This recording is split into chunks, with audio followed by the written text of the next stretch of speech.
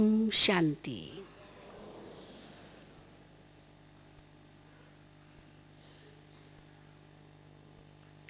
It's so lovely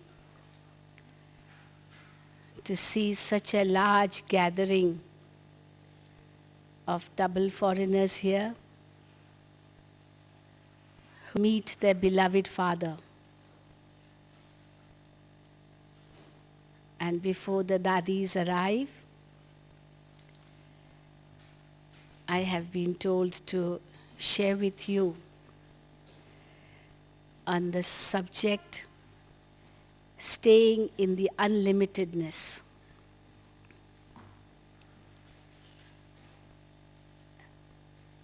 We can add to this topic, staying in the unlimitedness like the Father. Baba is the unlimited Father, and at this confluence age, he comes and makes us experience the unlimitedness, which at no other time in the cycle are we able to experience this. Not even in Satyug. Because in Satyug too, there will be the limited family. Lakshmi and Narayan will be called the parents of their children.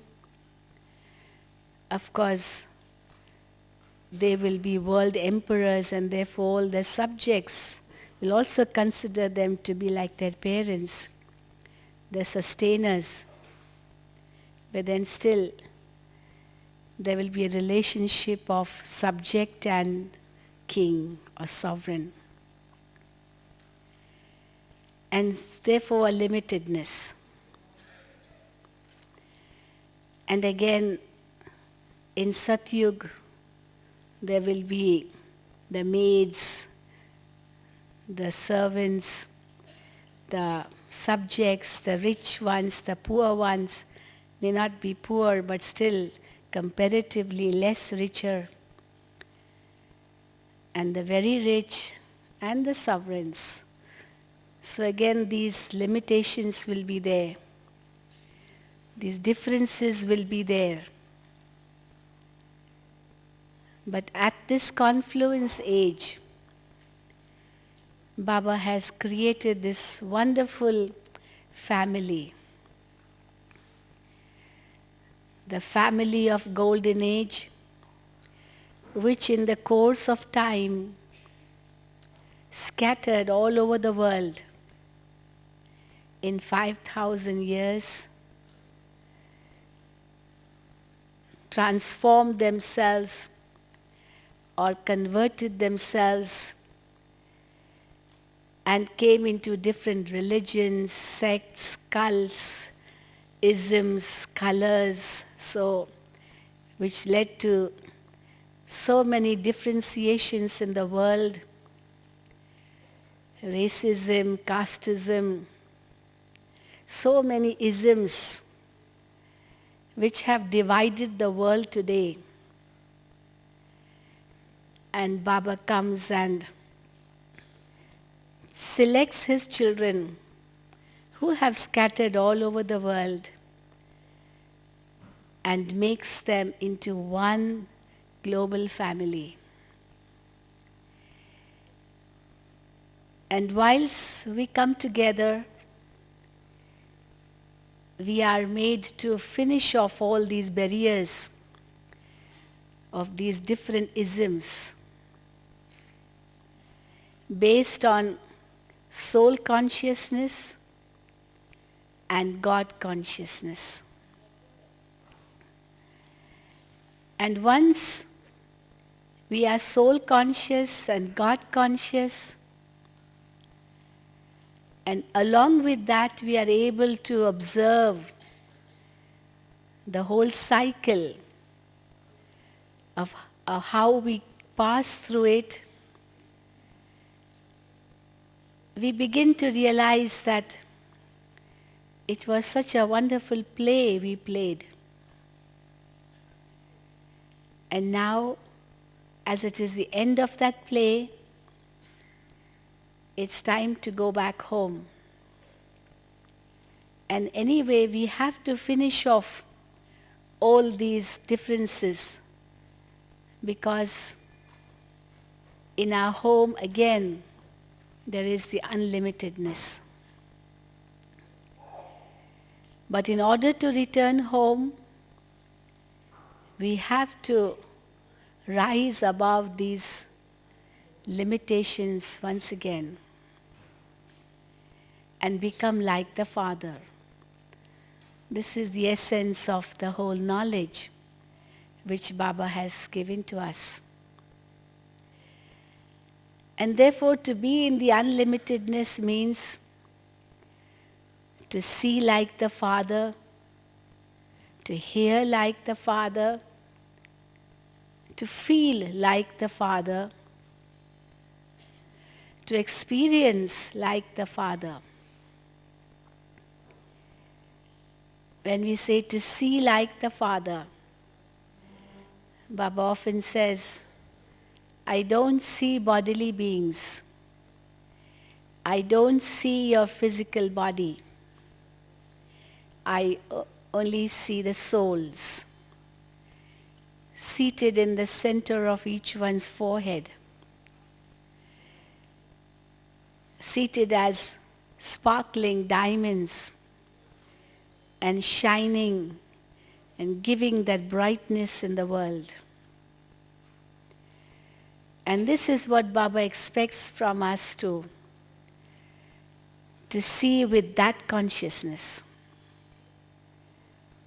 And once we are able to see with that consciousness, we are able to transcend all the barriers of I and mine, you and yours, his and hers.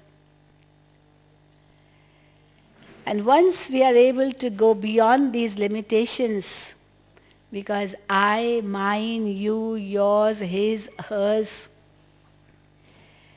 is responsible for all these limitations. And soul consciousness is the answer to finish off these limitations. And once I become soul conscious, and I'm able to visualize with that consciousness and finish off the limitations, we are able to come so close to one another. It's so beautiful to see how close we can get to one another. Not just to one another, but then also very close to God. Yesterday evening or morning, it was a class given by Denise Ben on surrender, the ultimate key for coming closer to God. And once I'm soul conscious, I'm God conscious, I'm not only able to come close to the family, but also come close to God. And actually, it's because I come closer to God, I'm able to come closer to the family. Some people say, if you love humanity, it is loving God. Love humanity and it means you're loving God. If you have love for everyone, then that is love for God. But then the easier way is, if you have love for God, you automatically have love for humanity. It's like if you want to water the tree, the easiest thing is to water the seed. No need to water every leaf. The seed is able to give what it has to the leaves. So by watering the seed, the whole plant, the whole tree gets watered. And therefore we say, if we are able to love God, we are able to love the world. It could be the other way around. If we are able to love everyone, then we are able to love God because it's God's creation. So soul consciousness and God consciousness, they finish off all the barriers. And the result is we come close to Baba, we come close to each other. It's like a magnet. A magnet, when put just above the needles, enables the needles to be pulled towards the magnet. And not only are they pulled towards the magnet, but in that process they are pulled towards each other too. Because each needle turns into a temporary magnet. It's like you have one needle and you just put it under the magnet, and then the second needle is on the floor. You just put the needle in front of the needle on the floor, which is attached to the magnet, the first one. Then that needle which is attached to the magnet will automatically attach the other needle which is on the floor. And in this way all the needles come in a line. Because each needle turns into a temporary magnet attracting the other needle. Or it could be all needles coming together to the magnet. So in this way, a beautiful rosary is formed. And therefore Baba sometimes says that I'm the seed, I'm the flower, and all of you are in a rosary. The thread is the thread of love. And I think it was today's Murli in which Baba said that the drama is also like a rosary. And in this drama, just like in a rosary, you keep turning the beads. And as you keep turning, those beads go down and the beads at the bottom come up. So they go round, and that's turning the beads of the rosary. Similarly, the drama moves like this. That which goes around comes around. It comes back. So in this way, even karma philosophy is understood. Because what you do, you get back. But once I understand about the self, about the Supreme, about the drama, about karma philosophy, it is like becoming like the Father. And Baba says, whatever knowledge I have in me, I give all that to you. Sometimes Baba says, I give you the complete knowledge what I have and I become empty. Because for half a kalpa, I don't do anything. I'm in the soul world because I've given away everything to my children and I'm in the stage of retirement. But then when copper age begins, my part also begins. And at this time, my part is the greatest. Because I have to do the task of not only uplifting the children, not only purifying the children, but also purifying matter, also bringing everything back to the origin. It's a very big task. And Baba has given the children that responsibility along with him. And we say with that great intoxication that we are helping hands of God at this time. They show in bhakti the angels. They show even the gods and goddesses. In the east are the gods and goddesses. In the west are the angels as the helping hands of God. So it's our memorial in the east as well as in the west. And we have to have that intoxication that we are those gods and goddesses, we are those angels who are in the unlimitedness. They show the gods and goddesses in the East. They never show them on the floor, They always show them either on a chariot or maybe on a lotus flower, never touching the ground, never touching the floor. Even if they show Lakshmi Narayan, they don't show them on the floor. They show them on a carpet,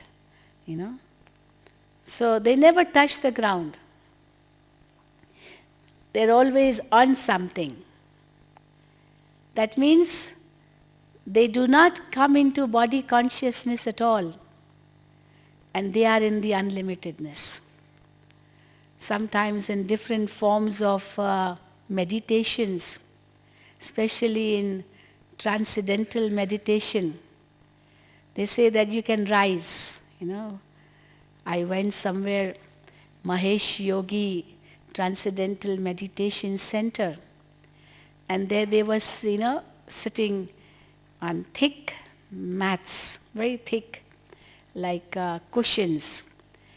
And they said that the people doing this meditation will rise 1 inch. I said, how will they rise? But then I don't know. I couldn't wait long, because I was just on a tour. And they said, yes, they will rise 1 inch and then they come down again. And they call that transcendental meditation. They transcend. But Baba says that type of transcending is actually not really worth it, because even if somebody knows how to transcend physically, maybe 1 inch or 2 inch, but 2 inches, but then again he has to come on the floor. Or even if he tries to do some magic in this way, but it doesn't mean that he will keep on flying in the air like that. This physical body is gross, and the result is the center of gravity is always, or the gravitational force is always pulling matter to itself. And therefore, it has to come down. But then, what Baba teaches us is to go beyond mentally, to go beyond spiritually. Because the mind, the soul, can transcend matter easily. It is all in the consciousness. And when Baba says, you have to become double light, again, it is in the mind. Very soon, Navratri will be celebrated in India, where the gods and goddesses, especially the goddesses, Durga and many other goddesses they show in Bhakti, they are worshipped. And during those Navratri days, the 9 days before Dasera, before they kill Ravan on Dasera, the 9 days before that, in Gujarat they have Garba dances.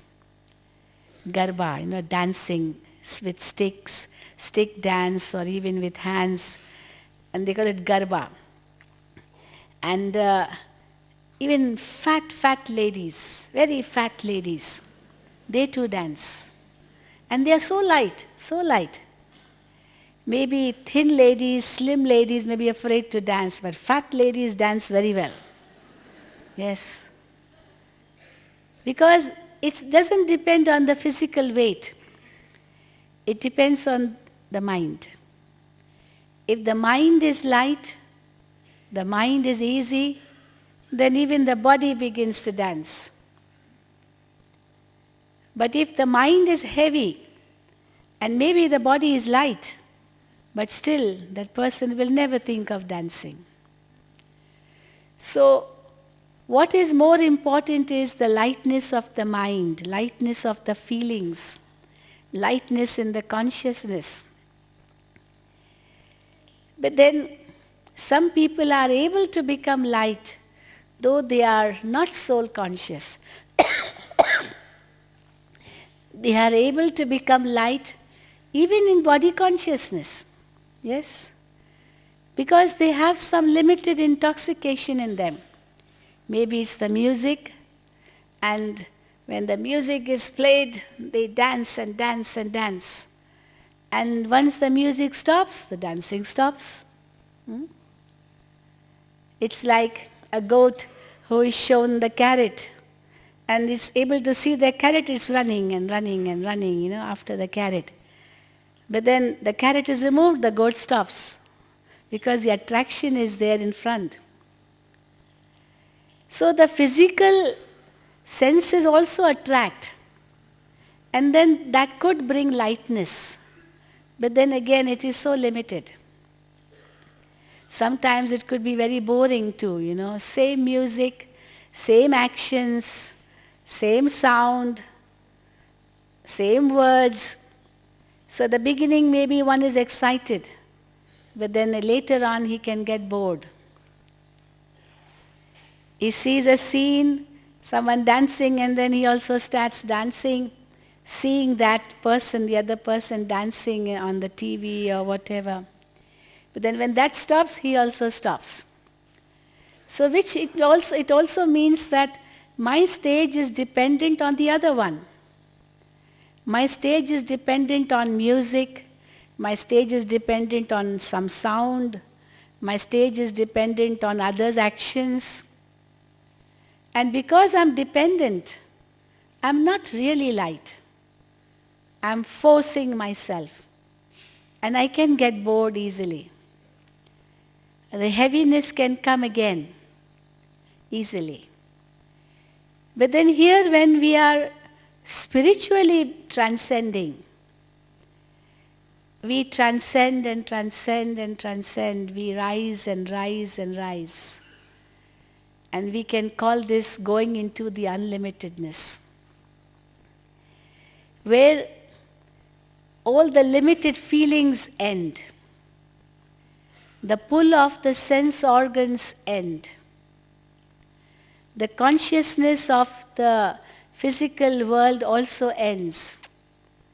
And we see Gulzar Dadi, she goes into trance and Baba comes. Though Baba is in the physical body of Gulzar Dadi, but in spite of that, there is no limitedness. Baba is able to give drishti to not only the children sitting in the hall, but then Baba often says, I am able to see two types of audiences or two types of gatherings. One is the gathering sitting in this hall, and the other is the gathering of the children all over the globe, looking at the Father or hearing the Father.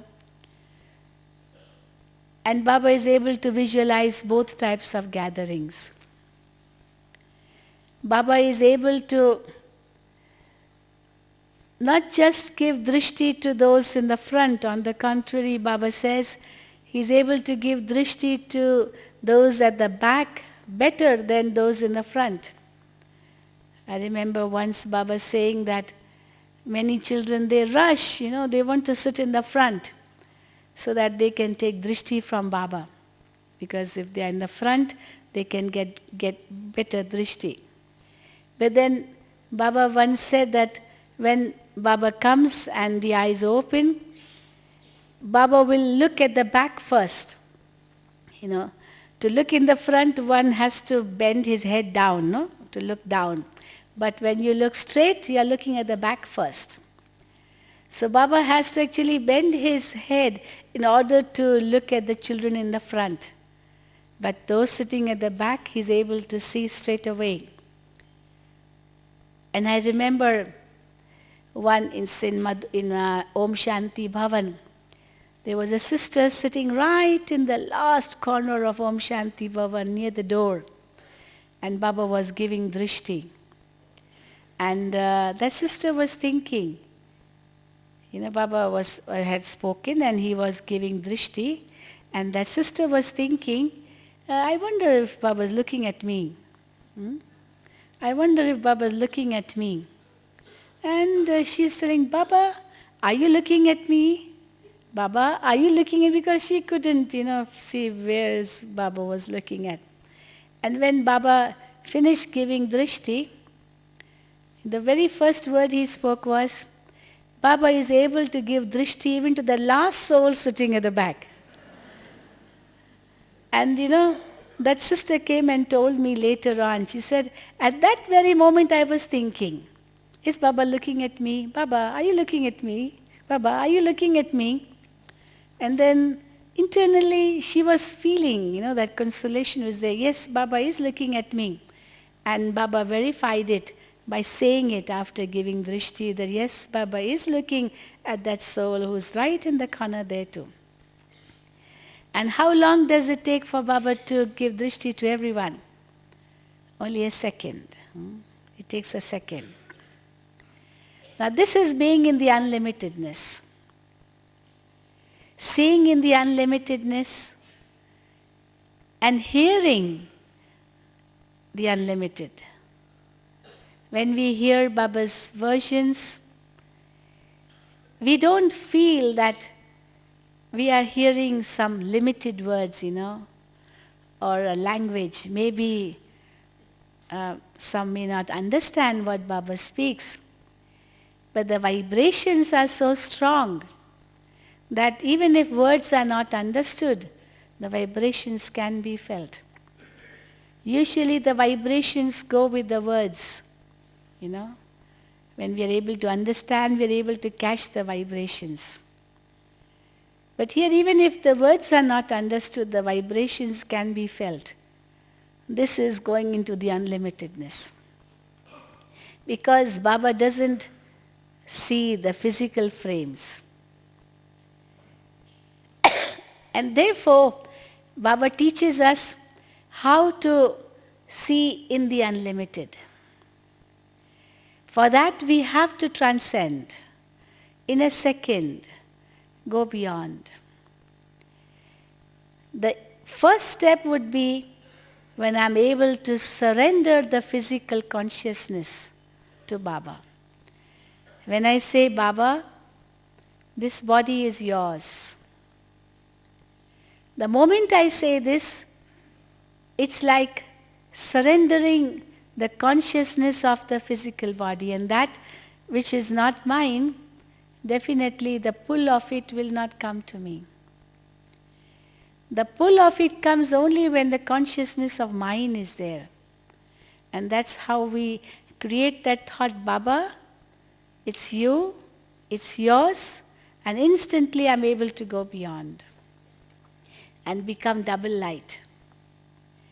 The double light stage is a very beautiful stage in which we can experience the unlimitedness, light in form and light in weight. That's what double light indicates. Light in form because I'm a light, a sparkling star, and light in weight, and that's because of that I can fly off in a second. And in an instant, I can feel the lightness coming in me. I don't see the limitations at all of this physical world. I don't see whether one is listening or not listening, one is able to understand or not understand. I'm not seeing each individual.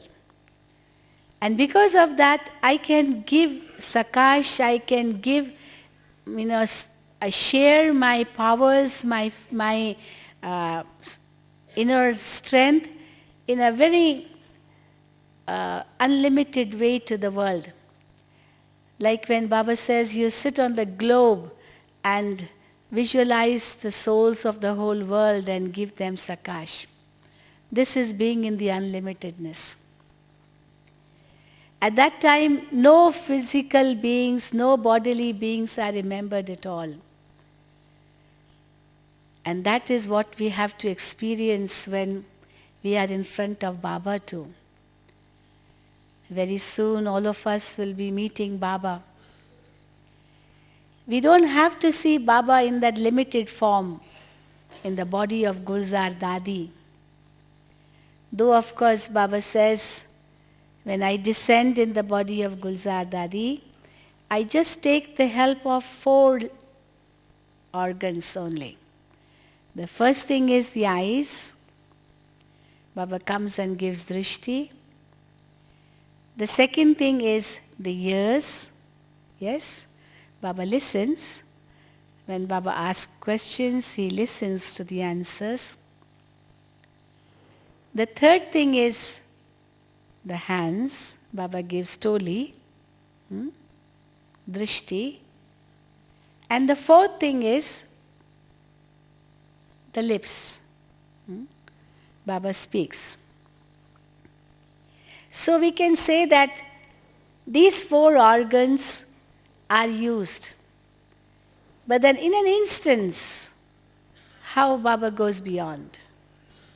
One moment he is giving the toli, the next moment he is beyond. One moment he is giving drishti, the next moment he is beyond. One moment he is listening to what the children are saying, the next moment he goes beyond. One moment he is speaking, and the next moment he is beyond speaking. This is being in the unlimitedness. Usually, we are not able to do that. When we are listening, we want to listen and listen and listen. And when we are speaking, you want to speak and speak and speak. Usually it happens. So, if we want to go into the unlimitedness, we should be able to go beyond in a second. I'm speaking and the next moment I'm going beyond. This is the beautiful feeling we get from Baba, don't we, when we listen to the Murlis. He's speaking and how all of a sudden Baba stops and goes beyond. The Dadis come, they speak, and all of a sudden they have stopped speaking and they are beyond. And this is what we have to practice. Only then we can create a powerful atmosphere. To come into sound and then to go beyond sound in a second. To come into actions and then go beyond actions in a second. Baba sometimes says, even a tortoise has this art. It takes out its limbs, the hands, the legs, the head also. It takes them out and then walks. And when it sees something which is not easy with, the tortoise just withdraws the hands, the legs, even the head, and becomes a hard shell. That hard shell is the protective shield for the tortoise. Now what is our protective shield? Our protective shield is yoga, meditation.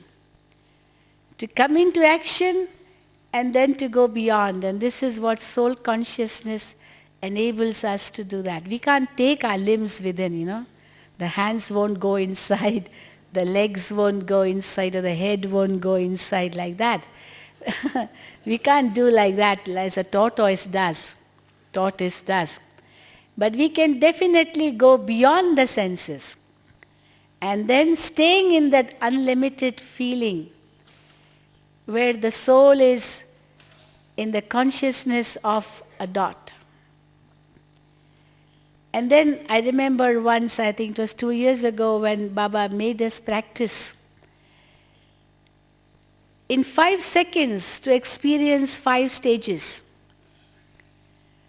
I'm a soul, the resident of the soul world. Second, I descend as a deity, having put on a deity costume, very gorgeous, very elegant, very beautiful, not this physical body, but a golden aged body, so pure. And next moment, I'm as a worship-worthy deity being worshipped by my worshippers. The next moment I'm in my Brahmin life. As a Brahmin, I'm with God, serving the whole world. And the next moment I'm as an angel, flying away from the physical pulls of this world, completely detached. And in 5 seconds I could do that. It should not be difficult. Because at the end, when the drama will come to an end, I think only that type of consciousness will enable us to pass our test. As Baba says, the last paper won't be a very big paper. It will be a very small paper of only one question, and that also of only 1 second. Okay, here we may say 5 seconds. And in those 5 seconds, we have to experience the 5 stages. As Baba was saying in today's Murli, you spin the discus and cut off the heads of Ravan, of the vices, of Maya, of the devils. So in these 5 seconds, I'm able to chop off the heads of all the 5 vices. Because when I'm a soul, I'm a pure soul. As Baba was saying yesterday, purity is the mother of peace and happiness. Without purity, one can never experience peace and happiness. In today's world, people talk about peace and happiness. But without purity of thoughts, peace, experiencing peace is impossible. And therefore, all the different methods people are adopting for peace, all the efforts they are making for attaining peace are all going futile, all going a waste. Because purity is not in their intellect. And why purity is not in their intellect? Because they are body conscious. So Baba gives us not only the knowledge of the soul, but he makes us realize that you are a soul in the soul world. And therefore we are able to visualize the self in the soul world, in that unlimited world of golden red light. Everything is in an unlimited form. The consciousness is unlimited, the feelings are unlimited, vision is unlimited. Because even the mind can visualize, no? It's not just that these eyes only can visualize. In the soul world too, the visualization will be there of the mind, no? Because see, these eyes can see only the present. But the mind's eye can see the past as well as the future. It takes only a second to visualize the past. 20 years ago, or maybe 10 years hence, you can visualize that with your mind's eye instantly. So that is also going into the unlimitedness. If I'm just in the present, I'm in the limitedness. But if I can visualize all the 3 aspects of time and also experience the 5 stages, this is being in the unlimitedness. Actually, all the 5 stages are being in the unlimitedness. First, the soul world, in the world of infinite golden red light, no limitations at all. Of course, each one's seat will be fixed, Baba says. In the soul world, the soul will go and sit in his own seat there, you know. That will be fixed. You may say this is limitedness, no? To be seated in one place.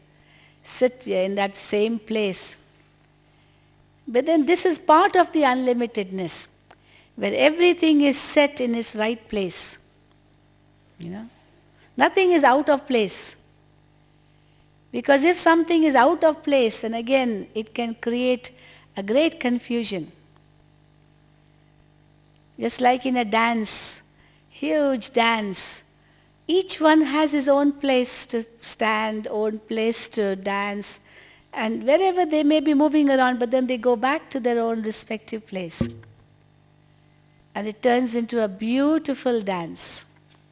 It's no longer chaos because it's all fixed.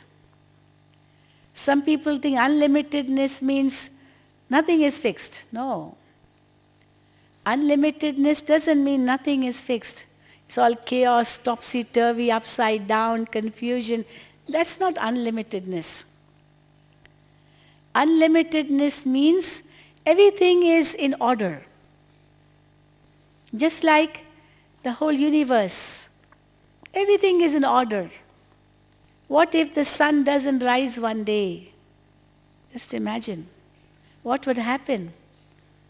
Just imagine what would happen if the sun would not set. You know? You can imagine what would happen all of a sudden. Everything will be in confusion. What would happen if the earth's axis, all of a sudden it just changes or the earth falls down or something happens? Oh, everything finished. But no, it will not happen. Many scientists, they try to frighten people. They say that some asteroid or this or that will hit the earth, this will hit the earth, that will hit the, that planet or that planet.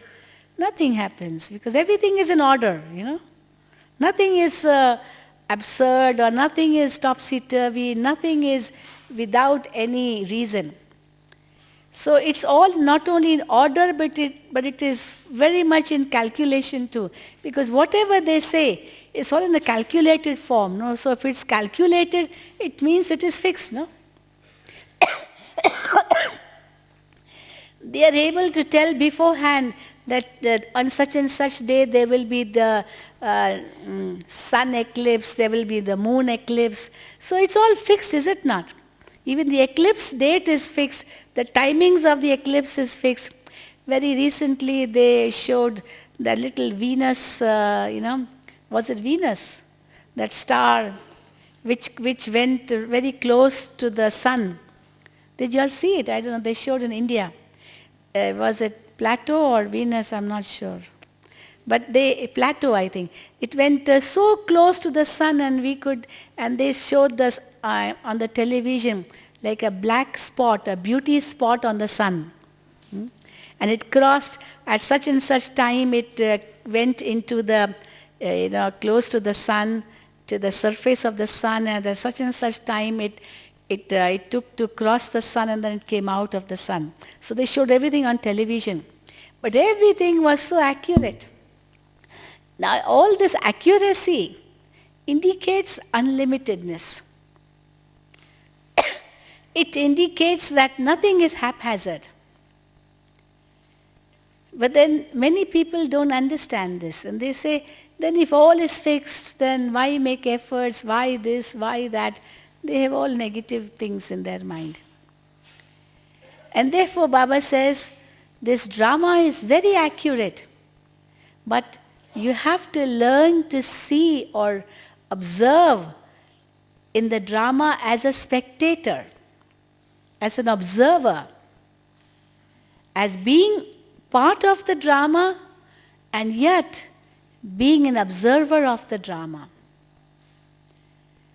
When I'm part of the drama, I have to play my role the best possible way, in the best possible way. And when I'm an observer in the drama, I have to watch each one's act as it is in the drama, without asking any questions. And this also is called being in the unlimitedness. So these 5 stages are all being in the unlimitedness. The soul world is in the unlimitedness. The deity stage is in the unlimitedness. The deities never will be attracted to anything physical. Just imagine. They'll have all the beauty in them, they'll have all the luxuries, they'll have all the dainty dishes, everything will be in plenty there. Nothing will be lacking. But still, there is no physical pull at all towards anything. Here, for example, I see something tasty, I want to eat it. I ate once cup of ice cream, I want to eat more, I said, can I have some more? I want to eat the palate, the tongue wants something. But can you say that in golden age such type of attraction will be there? I want to eat. No. The stomach is full, everything is so natural. That's why people say, we don't live to eat, but we eat to live. Usually the greedy people will say, we live to eat. Eating is their hobby. Just eating and eating and eating. And if they don't get anything tasty, they will not eat. But only if they get tasty, they will eat. So they are eating just because of taste, or for taste, that's all. They are not eating for the survival of the body. But then Baba says, that's not what your intention should be. You eat so that you may live. But then in Satyug too, everyone is having the daintiest of food, everything is so good. But then it's not just to satisfy the tongue, it's not for that. Taste buds are only in the tongue, they are nowhere else in the digestive system. So the taste cannot be felt anywhere else in the digestive system, it's only in the tongue. And in a second that taste finishes, because once it goes in the tongue, on the tongue, and it melts, finished, that's it. So in Satyug, these physical senses don't pull the mind. Therefore, everything is in its natural way, and that is being in the unlimitedness. Visualizing everything, seeing everything is also in the unlimitedness. It's such a beautiful feeling. I'll be using my things, of course they are mine, but then it's not that they are mine and I'm possessing them. Or I have the feeling of possessiveness. No. It's such a beautiful feeling. As very often we give this example, I'm sitting on this chair. But it's not that I possess it, because in a second I can get up. And if I say I possess it, I'll be so attached to it, I wouldn't want to get up. But then if I wouldn't want to get up, I can't be sitting here all night. So I should know how to go beyond in a second. And then only I can experience true freedom. So Satyug has true freedom. No binding to any type of limitation. That is true freedom. Even binding to the senses is limitation. And therefore Baba is taking us beyond all these limited feelings. And that's what we have to experience in soul conscious stage, in God conscious stage, and drama conscious stage. These three types of consciousness can take us beyond and experience the unlimitedness. Om Shanti. Let us practice this.